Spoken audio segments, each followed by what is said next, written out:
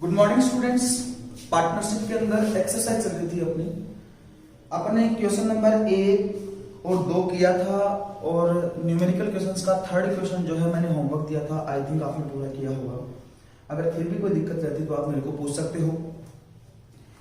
अब अपन करने जा रहे हैं क्वेश्चन नंबर 4 न्यूमेरिकल क्वेश्चंस में। क्वेश्चन नंबर 4 देखो भाई, प्रश्न में क्या इंफॉर्मेशन है। P&S ने 1 जनवरी 2016 को क्रमशः 1000 और 10,000 की पूंजी के साथ साझेदारी फर्म शुरू की। दो पार्टनर हैं, एक पार्टनर P और दूसरा पार्टनर S। 1 जनवरी 2016 को अर्थात इस दिन लेखांकन वर्ष इनका स्टार्ट होता है। P ने कितने पैसे लगाए? 1000 और S ने कितनी पूंजी लगाई? 10,000 रुपए की पूंजी लगाई और इन्होंने बिजनेस स्टार्ट किया। आगे चलो, 1 मार्च 2016 को P ने 4,000 रुपए की अतिरिक्त पूंजी लगाई। 1 मार्च 2016 अर्थात 1/3/2016 P ने एडिशनल कैपिटल लगाई है कितने रुपए की? 4,000 रुपए प्लस की। आगे इंफॉर्मेशन है, उस दिन S ने अपनी पूंजी से 3,000 रुपए निकाले। जो S पार्टनर है ये क्या कर रहा है? इसी दिन 3,000 रुपए का आहरण कर रहा है, अपनी पूंजी में से 3,000 का आहरण कर रहा है। ठीक है, आगे चलो। आगे इंफॉर्मेशन है, C ने 1 जुलाई 2016 को 15,000 रुपए की पूंजी के साथ फर्म में प्रवेश किया। नया पार्टनर आया अपना C। किस डेट को? 1/7/2016 और इसने पूंजी कितनी लगाई है? 15,000 रुपए। आगे इंफॉर्मेशन क्या है अपने पास, देखते हैं। उस दिन P और S ने क्रमशः 6,000 और 5,000 रुपए की अतिरिक्त पूंजी लगाई। इसी डेट को P ने 6,000 रुपए और S ने 5,000 रुपए एडिशनल कैपिटल लगाई। P ने लगाई 6,000 और S ने लगाई 5,000। ठीक है, आगे इंफॉर्मेशन क्या है अपने पास। लाभ हानि पूंजी के अनुपात में विभाजित किए जाते हैं। वर्ष 2015-16 के लाभ 29,800 रुपए के थे। देखो भाई, लाभों का विभाजन कैसे किया जाता है? पूंजी के अनुपात में लाभों का विभाजन किया जाता है इन कैपिटल रेशियो। और 2016 का इनका प्रॉफिट जो है वो दिया हुआ है 29,800 29,800 रुपए का। अब आगे क्या बोल रहे हैं? पूरी गणना दिखाते हुए लाभ हानि नियोजन खाता अर्थात लाभ हानि विभाजन खाता आपको बनाकर दिखाना है। क्योंकि ऐसा प्रश्न जब अपन ने इंटरेस्ट ऑन कैपिटल निकालना सीखा था तब भी मैंने आपको कहा था, एग्जांपल अपन ने किया था और इस क्वेश्चन को शायद मैंने होमवर्क करने के लिए दिया था। आपने किया हो तो ठीक है, अदरवाइज इस क्वेश्चन को अपन पूरा करते हैं। देखो, लाभों का विभाजन किस अनुपात में किया जाना है? पूंजी के अनुपात में। तो इसके लिए अपने को क्या करना पड़ेगा? पूंजी का अनुपात निकालना पड़ेगा। क्योंकि पूंजी अगर पूरे वर्ष के दौरान अगर सिमिलर रहती तब तो कोई दिक्कत वाली बात नहीं थी। लेकिन यहां पर देखें तो P की कैपिटल को देखें तो पहले मैंने जनवरी और फरवरी के लिए इसकी पूंजी कितनी रही? 1,000 रुपए। फिर 1 मार्च से लेकर 1 जुलाई तक अर्थात मार्च, अप्रैल, मई और जून 4 महीनों के लिए इसकी पूंजी कितनी होगी? 4,000 प्लस 1,000 5,000 अर्थात शुरू के 2 महीने में इसकी पूंजी कितनी रही? 1,000। उसके बाद में इसकी पूंजी कितनी हो गई? 4 महीनों के लिए 5,000 रुपए की हो गई। फिर इसने 6,000 रुपए और ऐड कर दिए, मतलब आगे वाले लास्ट के 6 महीनों में इसकी पूंजी कितनी होगी? 5 और 6 11,000। इसका मतलब इनकी कैपिटल जो है वो सेम नहीं रह रही है। इसलिए अपने को क्या करना पड़ेगा? गुणनफल विधि से ब्याज की गणना करनी पड़ेगी। और गुणनफल विधि से ब्याज की गणना करने के लिए सबसे पहले क्या करना पड़ेगा? गुणनफल विधि से वर्ष के दौरान इनकी कुल कितनी पूंजी रही है उसको कैलकुलेट करेंगे और गुणनफल विधि के माध्यम से जो टोटल ऑफ प्रोडक्ट आएगा उस अनुपात के अंदर वो इनका पूंजी का अनुपात होगा और उस अनुपात के अंदर लाभों का विभाजन किया जाएगा। तो अपन बनाते हैं सबसे पहले working notes.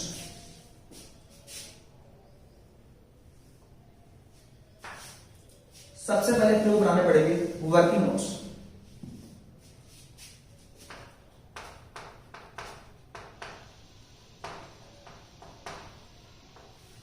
Calculation of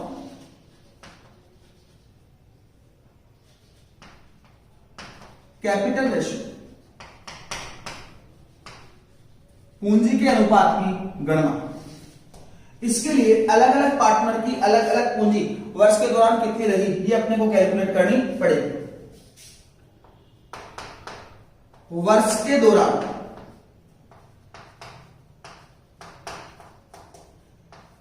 P की पूंजी की गणना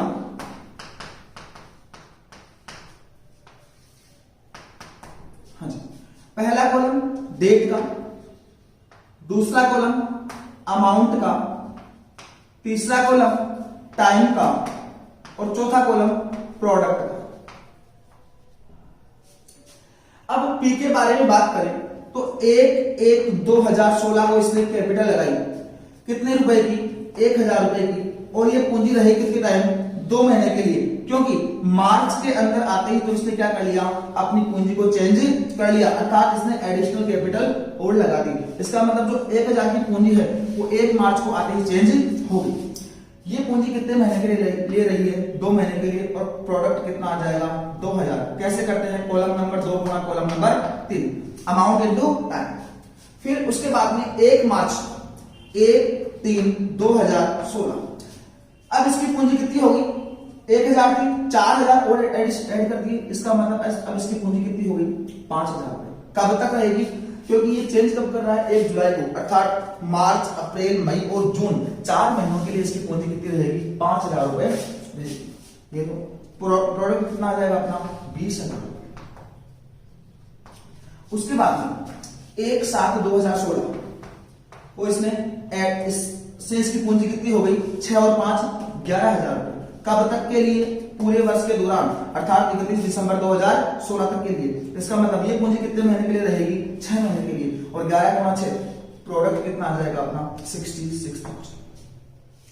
टोटल ऑफ प्रोडक्ट के बारे में बात करें तो पी की पूंजी का टोटल ऑफ प्रोडक्ट कितना आ जाएगा, 0 0 0 8 और 8 88,000। अब बात करते हैं अपन एस, वर्ष के दौरान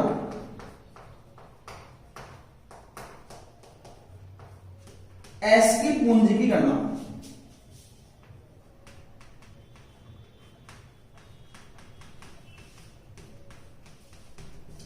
एस की पूंजी को देखें तो सेम सारणी बनानी पड़ेगी अपने को। पहला कॉलम डेट का, दूसरा कॉलम अमाउंट का, तीसरा कॉलम टाइम का और चौथा कॉलम प्रोडक्ट का।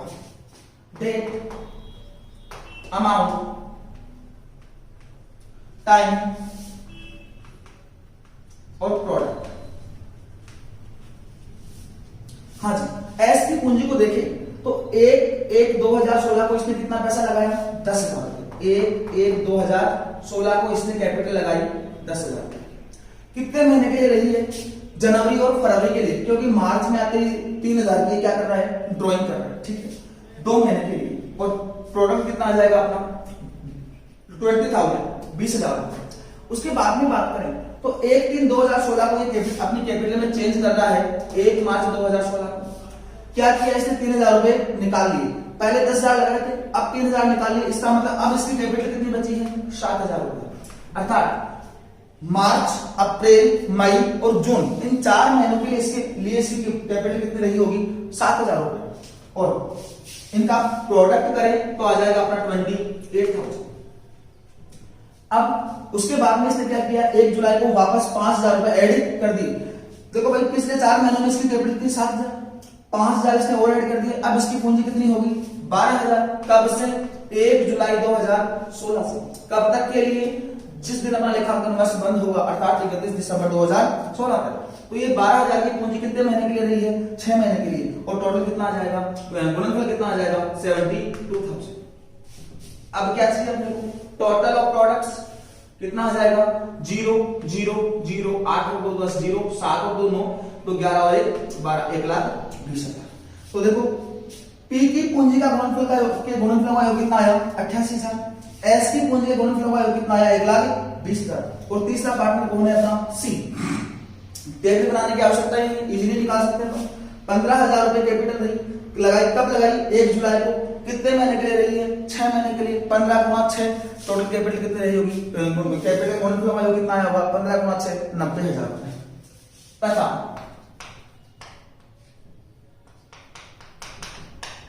सी की वर्ष के दौरान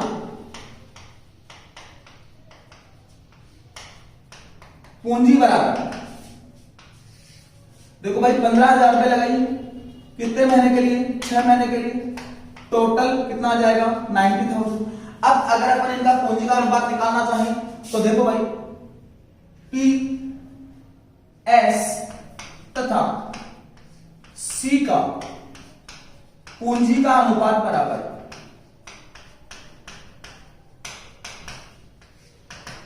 क्या आएगा भाई? 88,000 अनुपात 1,20,000 अनुपात 90,000।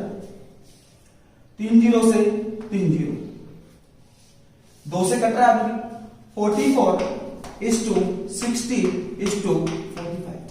इनका पूंजी का अनुपात क्या आ गया? 44:60:45।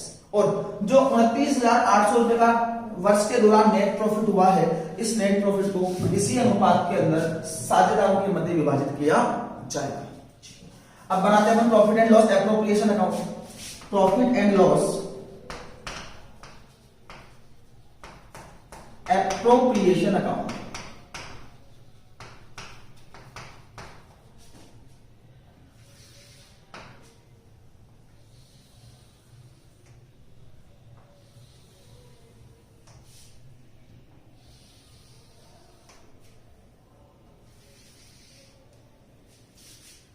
हाँ जी, सबसे पहले 29,800 का जो नेट प्रॉफिट हुआ है, इस प्रॉफिट को क्या करना पड़ेगा? अपने को profit and loss appropriation account में ट्रांसफर करना पड़ेगा। करते हैं ट्रांसफर।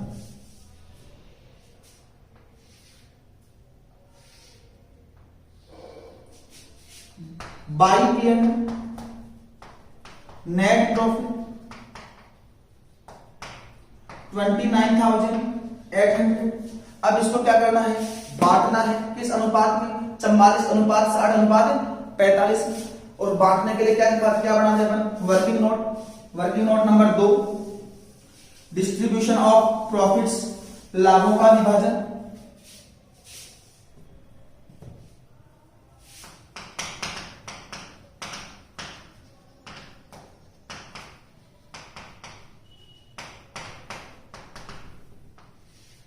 हाँ जी, पी का लाभ कितना आ जाएगा? 29,800 मल्टीप्लाइड बाई इसका लाभ का हिस्सा कितना है? 44 बटा अनुपातों का योग। 5 और 4 9, 6 और 4 10, 10 और 4 14, 149। देखो देख कट रहा है क्या? बिल्कुल कट रहा है। 149 से कम 149, 149 गुणा 2 298, 200 गुणा 44, 44 गुणा 2 88 और 2 जीरो 8,800। एस का लाभ 29,800 मल्टीप्लाइड बाई लाभ का हिस्सा कितना है इसका? 60 बटा 149, 60/149, 200 200 गुणा 6 60 0 0 0, 6 गुणा 2 12 12,000। फिर बात करते हैं सी का लाभ। तो सी का लाभ कितना आ जाएगा भाई?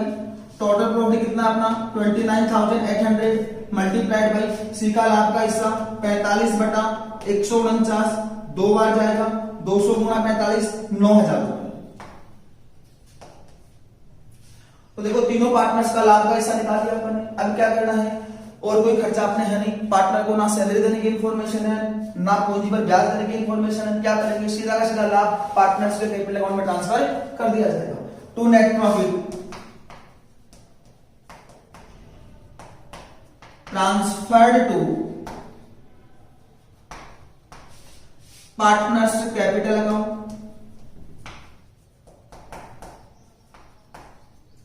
पी एस और सी। 8800,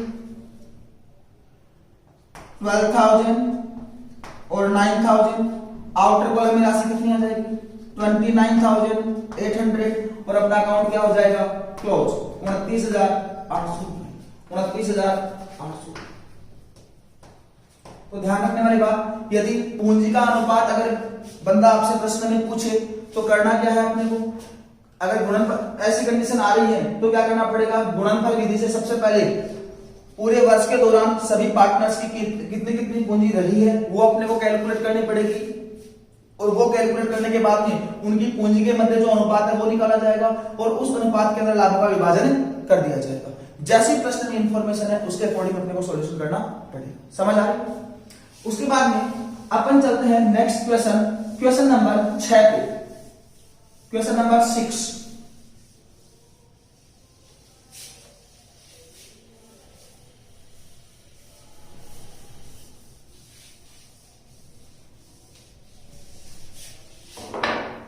question number 6। अब क्वेश्चन नंबर 6 में क्या बोलता है बंदा, एक्स और वाई साझेदार हैं, लाभों को 3:2 में बांटते हैं। देखो भाई दो पार्टनर हैं एक्स और वाई, लाभों के विभाजन का अनुपात दिया हुआ है इनका 3:2। ठीक है, आगे चलो। 1 अप्रैल 2016 को उनकी पूंजी क्रम से 3 लाख रुपए और 2 लाख रुपए थी। 1 अप्रैल 2016 अर्थात इस दिन इनका लेखांकन वर्ष स्टार्ट होता है। 1/4/2016 को एक्स की पूंजी कितनी है 3 लाख रुपए और इसी दिन वाई की पूंजी कितनी है 2 लाख रुपए। उसके बाद में क्या इंफॉर्मेशन अपने पास, पार्टनरशिप डीड में पूंजी पर 10% वार्षिक दर से ब्याज और वाई को 1250 रुपए प्रति माह वेतन का प्रावधान है। अंडरलाइन किया जाए 1250 रुपए प्रति माह सैलरी किसको मिलनी है, वाई को। कितनी मिलनी है 1250 रुपए प्रति माह है। एक महीने की सैलरी कितनी मिलेगी वाई को 1250 रुपए। देखो भाई दो बातें कह दी, इंटरेस्ट ऑन कैपिटल की सोचना है किस रेट से 10%, इंटरेस्ट ऑन कैपिटल दिया हुआ है 10% पर एनम, और सैलरी किसको मिलनी है, सैलरी टू वाई किस रेट से 1250 रुपए पर मंथ।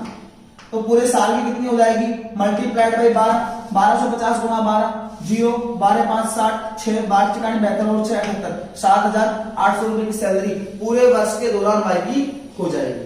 आगे चलो। 31 मार्च 2017 को समाप्त होने वाले वर्ष के लिए पूंजी पर ब्याज और वेतन का प्रावधान करने से पहले लाभ कितना है 40,000 रुपए का। वर्ष के लाभों का विभाजन दिखाइए। नेट प्रॉफिट कितना निकाल कर दे रखा बंदे ने आपको 40,000। कब का है, जब अपन ने इंटरेस्ट ऑन कैपिटल और सैलरी भी पार्टनर्स को नहीं दी है तब का है। अब देखो भाई लाभों का विभाजन दिखाइए, कोई दिक्कत वाली बात नहीं है, करते हैं हम सोल्व इसको। अपने को बनाना है profit and loss appropriation account.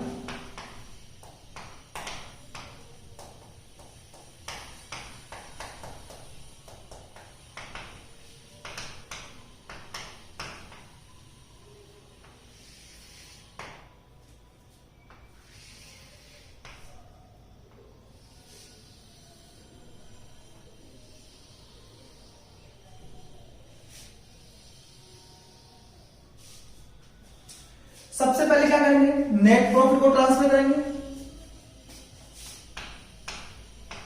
By P&L account. Net profit कितना पैसा 40,000। उसके बाद में पार्टनर को सैलरी देंगे, वाई जो पार्टनर है उसको सैलरी दी जाएगी कितनी 7,800 रुपए की। तो सैलरी टू पार्टनर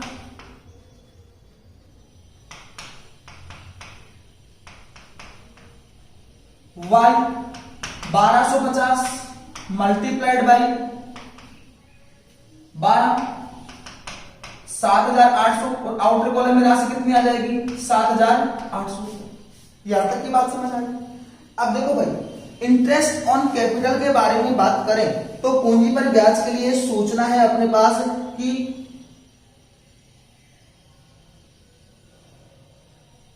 एक मिनट 1250, इसको इसका कैलकुलेशन दोबारा करते हैं एक बार। 1250 मल्टीप्लाइड बाई 12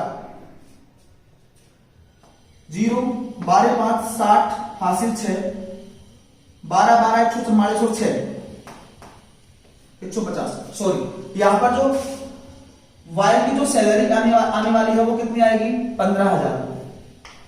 कैलकुलेशन मिस्टेक हो गई, 15,000। अब देखो भाई सबसे इंपॉर्टेंट बात क्या है, अब इंटरेस्ट ऑन कैपिटल के बारे में बंदे ने आपको सूचना दे रखी है और पूंजी पर ब्याज के बारे में बात करें तो पूंजी पर ब्याज कितना दिया हुआ है 10% पर एनम की दर से। देखते हैं अपन कैलकुलेट करते हैं पूंजी पर ब्याज की गणना। Calculation of interest on capital, पूंजी पर ब्याज की गणना। एक्स कुल कैपिटल कितनी है इसकी 3 लाख, इंटरेस्ट की रेट कितनी है 10%, पूंजी पर ब्याज कितना आएगा 30,000। वाई की बात करें कुल कैपिटल कितनी है इसकी 2 लाख, इंटरेस्ट की रेट कितनी दर की है 10% और ब्याज कितना आएगा 20,000। टोटल पूंजी पर ब्याज कितना हो रहा है 50,000। लेकिन सबसे इंपॉर्टेंट बात जो है वो क्या है यहाँ पर, देखो भाई अपना नेट प्रॉफिट कितना आ रहा है 40,000, सैलरी दे दी अपन ने कितने रुपए की 15,000 की। अपने पास अब पूंजी पर ब्याज देने के लिए पैसा कितना पड़ा है 25,000। देखो 40,000 में से 15,000 रुपए अपन ने वेतन के डेबिट कर दिए, अब बैलेंस कितना बचा अपने पास 25,000। लेकिन जो पार्टनर्स का पूंजी पर ब्याज जो अपन ने कैलकुलेट किया है वो कितना आ रहा है 50,000। जब अपन ने calculation of interest on capital पूंजी पर ब्याज के बारे में बात की थी तो वहां पर अपन ने स्पेशली प्रोविजंस के बारे में बात की थी। 3 तरह के प्रोविजन होते हैं। पहला पॉइंट, या तो प्रश्न में पूंजी पर ब्याज के बारे में कोई सूचना नहीं हो, अर्थात पार्टनरशिप डेट में पूंजी पर ब्याज का कोई प्रावधान नहीं हो, तो ऐसी कंडीशन में साझेदारों को पूंजी पर ब्याज नहीं मिलता। दूसरा, पूंजी पर ब्याज को लाभों का प्रभार माना जाए। अगर प्रभार माना जाए तो ऐसी कंडीशन में कोई कुछ भी कंडीशन हो, चाहे लाभ कम भी हो तो भी साझेदारों को पूंजी पर ब्याज दिया जाएगा। ऐसी कंडीशन में क्या होगा, अभी प्रॉफिट कितना बच रहा है अपना 25,000 और ब्याज कितना आ रहा है 50,000, पूरा का पूरा ब्याज पार्टनर्स को दिया हुआ देना अपने को पड़ता। और थर्ड कंडीशन थी कि जब पूंजी पर ब्याज के बारे में प्रश्न में सूचना हो लेकिन ये सूचना नहीं हो कि पूंजी पर ब्याज को लाभों का प्रभार माना जाएगा अथवा नहीं, तो ऐसे कंडीशन में 3 कंडीशन थी अपने पास। यदि हानि हो तो पार्टनर्स को पूंजी पर ब्याज नहीं मिलेगा, यदि पूंजी पर ब्याज कम हो और लाभ ज्यादा हो तो पार्टनर्स को पूरा पूरा ब्याज दे दिया जाएगा। और थर्ड और इंपॉर्टेंट कंडीशन थी कि यदि लाभ की राशि कम हो और पूंजी पर ब्याज ज्यादा हो तो ऐसी कंडीशन में पूंजी पर ब्याज के अनुपात में लाभों का विभाजन कर दिया जाएगा। अब क्या करेंगे अपन भाई, पूंजी पर ब्याज का अनुपात क्या आ रहा है इनका 3:2। जो भी शेष लाभ बचा है उस लाभ को पूंजी पर ब्याज के अनुपात में बांट दिया जाएगा और उतना पूंजी पर ब्याज पार्टनर्स को दे दिया जाएगा। तो यहां पर नोट डालने की जरूरत है अपने को यहां पर, और अपना नोट क्या हो जाएगा, नोट चूंकि शेष पूंजी पर ब्याज की राशि, चूंकि पूंजी पर ब्याज की राशि 50,000 रुपए है तथा शेष लाभ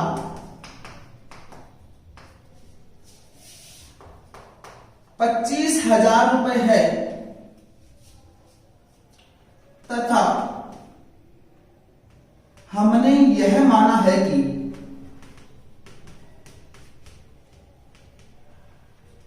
पूंजी पर ब्याज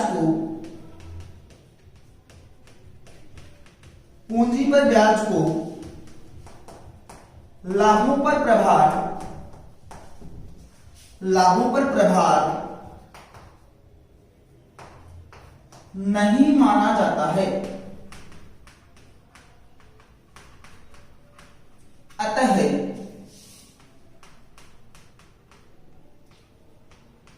पूंजी पर ब्याज की राशि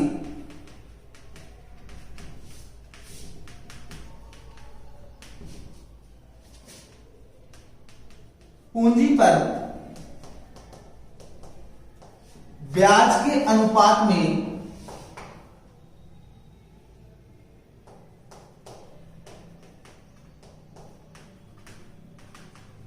निकाली जाएगी।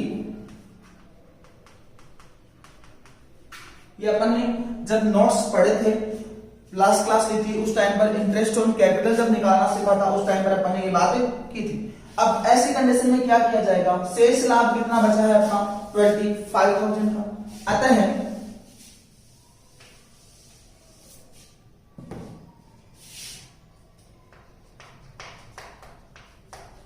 पूंजी पर ब्याज बराबर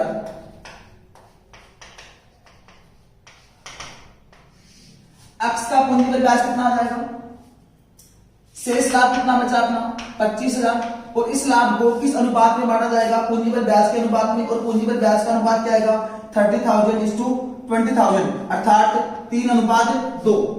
एक्स का लाभ कितना आ जाएगा, एक्स का ब्याज कितना आ जाएगा 3/5, और वाई का ब्याज कितना आ जाएगा 25,000। नेट प्रॉफिट बचा अपना, उसका अनुपात कितना है 2 बटा अनुपातों का योग 5, 15,000 और 10,000। ठीक है, अब क्या करेंगे, ये इंटरेस्ट ऑन कैपिटल पार्टनर्स के कैपिटल अकाउंट में ट्रांसफर कर दिया जाएगा, और पार्टनर्स के बीच में बांटने वाला प्रॉफिट अब कुछ भी नहीं बचेगा। तो इंटरेस्ट ऑन कैपिटल एक्स और वाई, एक्स की पूंजी पर ब्याज कितना आया 15,000, वाई की पूंजी पर ब्याज कितना आया 10,000, आउटर कॉलम में राशि कितनी आ जाएगी 25,000, और अकाउंट हो जाएगा अपना क्लोज। अकाउंट का टोटल कितना आ जाएगा 40,000। आई थिंक ये बात समझ में आ गई। अगर अभी अपन लाभों पर प्रभार मानते तो ऐसी कंडीशन में एक्स को पूंजी पर ब्याज कितना मिलता 30,000, वाई को पूंजी पर ब्याज कितना मिलता 20,000, आउटर कॉलम में राशि कितनी आ जाती 50,000 रुपए, और यहां पर देखें तो टोटल कितना आएगा, डेबिट साइड का 65,000 रुपए, जबकि सीआर साइड का टोटल कितना आएगा 40,000 रुपए। क्या निकलेगा इस अकाउंट से लॉस, और लॉस को क्या करेंगे पार्टनर्स के बीच में उनके प्रॉफिट शेयरिंग रेशियो में डिस्ट्रीब्यूट कर दिया जाएगा। लेकिन ये कंडीशन कब होती, जब अपन पूंजी पर ब्याज को लाभों पर प्रभार मानते। यहाँ पर अपन पूंजी पर ब्याज को लाभों पर प्रभार नहीं मान रहे हैं, तो इस प्रकार का सॉल्यूशन करना होगा। ठीक है, आज की क्लास में इतना ही, बाकी बात करेंगे अपन नेक्स्ट क्लास में। Thank you.